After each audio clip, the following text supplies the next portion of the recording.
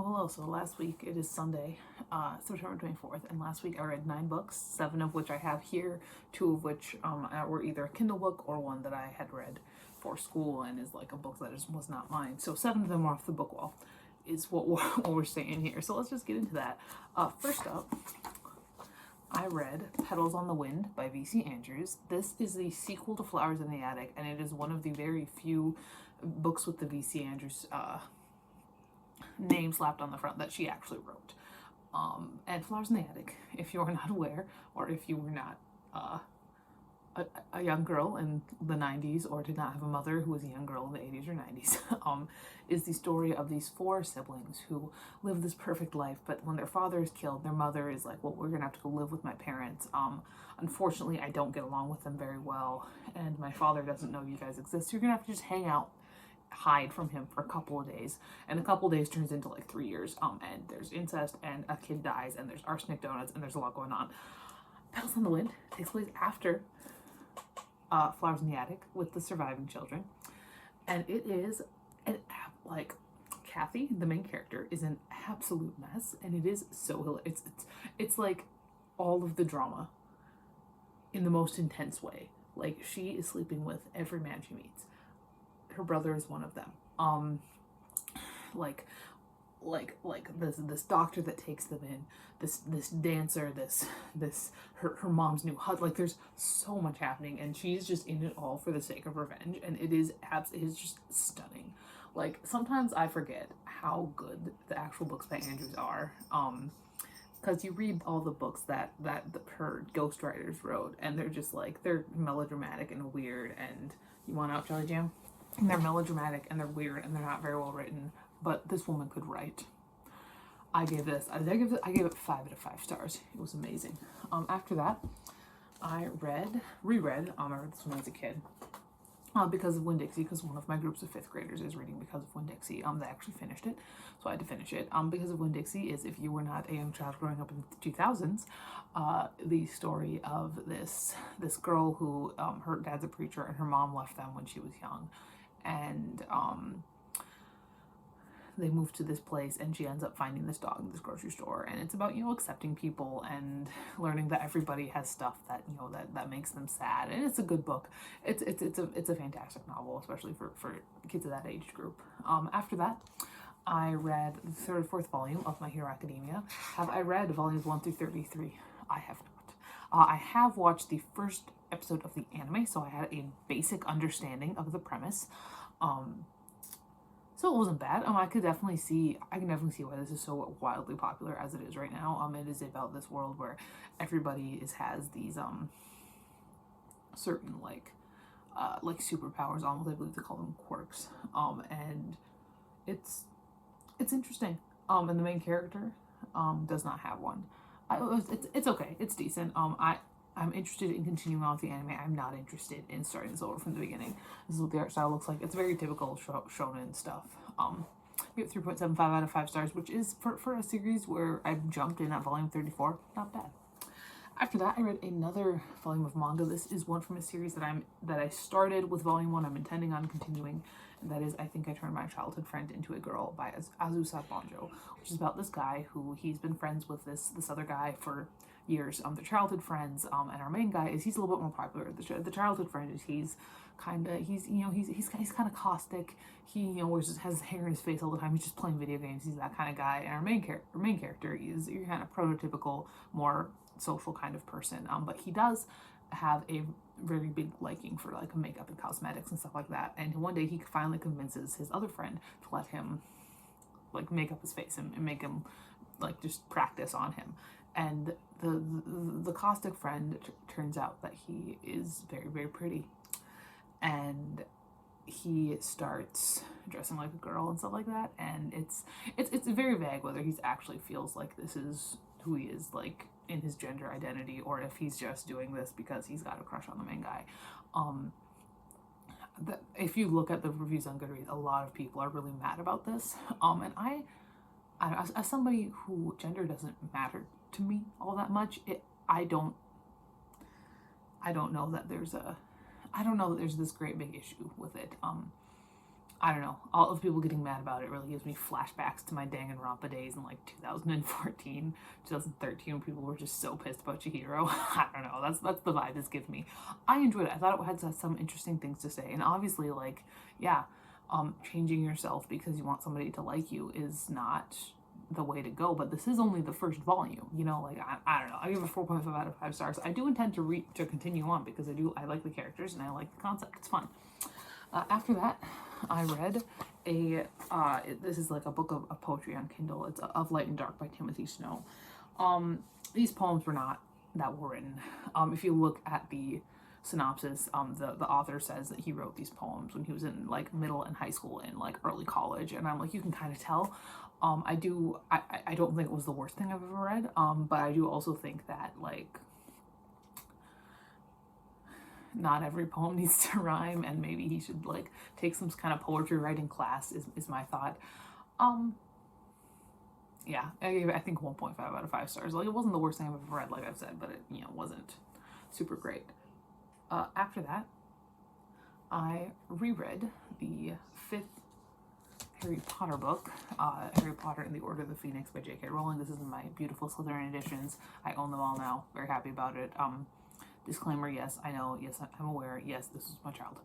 And I think sometimes when we're talking about all of the shit that's going on with these books right now, more particularly with the author, we do forget that these were really fucking good books. Like, these were good books. Like, there's a reason they really took the world by storm. They were so mega popular. And now, like when in the last, anybody my age, or I won't even say 10 years younger than me, you ask them their Hogwarts house and they know. Not literally everybody, but most people.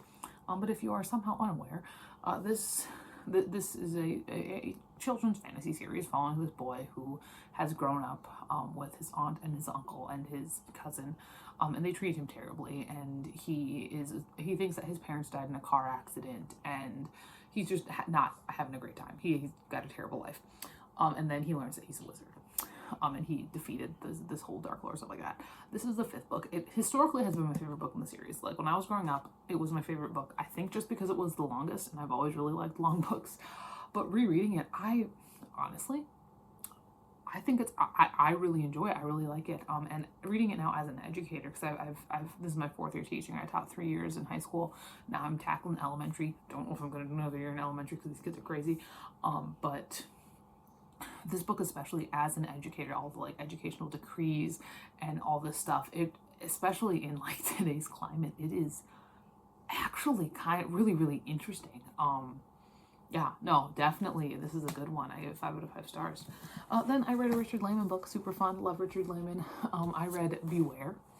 And so this book, all right, this book starts off with this small town grocery store closes early.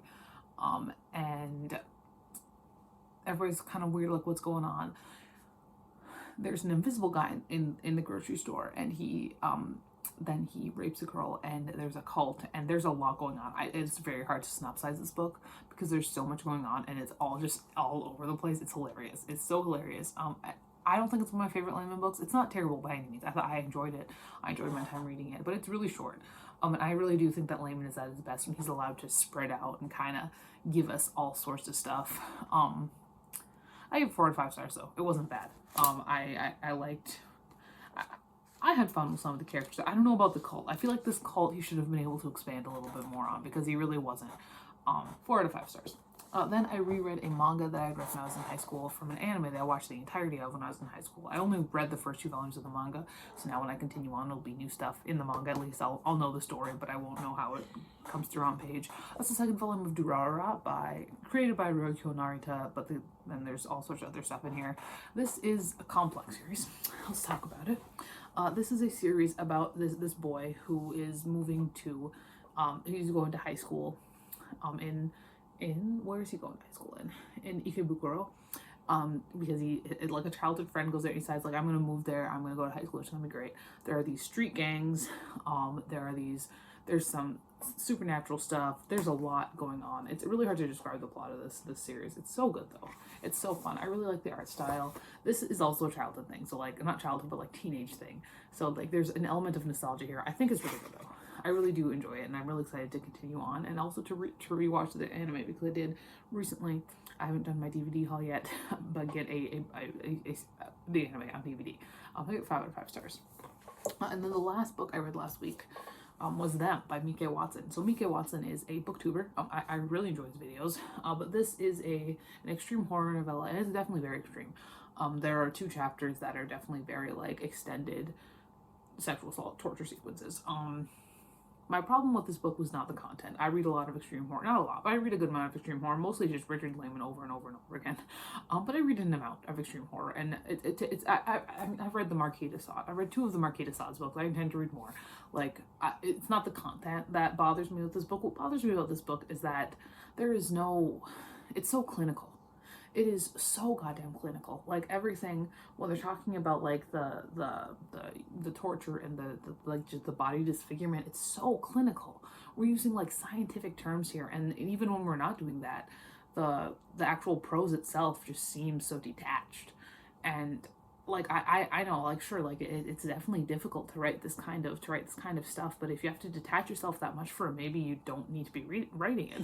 Like, and obviously people should write whatever they want, but if you have to detach yourself so much from this that your writing suffers, you either need to decide whether you actually want to write this, or if you want to do something a little bit softer. That's my thoughts. I feel like we really didn't get a good idea of the characters. The dialogue was horrendous at points. I'm not gonna lie, it was not good. I don't know. I want to be able to get in there and feel it, man. Like, I don't want to just be reading a science textbook. You know, that's my thing. But it wasn't all terrible, and I mean, I will say those 2 chapters were definitely like, despite the fact that it felt so clinical all the times, and the dialogue was terrible. Like, there were scenes where I was like, oh, okay. Yeah, I mean, I think this is his first book, and I do definitely think that he should keep on writing. But yeah, I ended up giving it 2 out of 5 stars. Like, it wasn't the worst thing I've ever read. It wasn't terrible. But it just, the writing was what got me. Like, the writing wasn't that good. It's a novella. I got it off Amazon. It's self-published. Definitely. I mean, will I pick up his other books? Maybe. I'm a little interested to see if the writing does get better, because I know sometimes, I mean, obviously, as you write more, your writing gets better. I don't know how many books he's written before this that he's shelved or something like that. When I started self-publishing, I had written so many books, and a lot of those books I have at this point self-published by now, but I had written them before I started self-publishing, before I started rewriting, stuff like that. So like, I had more practice. I don't know how much of that he did. So yeah, currently I'm reading a book that I just know is going to be a 1 or a 2 star. I'm not gonna lie. It's like when I read The Last Christian. I don't know why I'm reading these terrible Christian fiction. I don't know. But yeah, that's what I'm reading right now. I know I'm not. I know I'm 100 pages in, and it's not very good. Like, it's the writing, man. Like, it's writing. It's just over heavy-handed, man. It's just not good. You know, like, that's. And it's the same thing with Them. Like, it was heavy-handed with its moral. Like, I was like, why? Like, I don't know. But yeah, these are the books I read this past week. That is all for today. I'll talk to you later, and goodbye.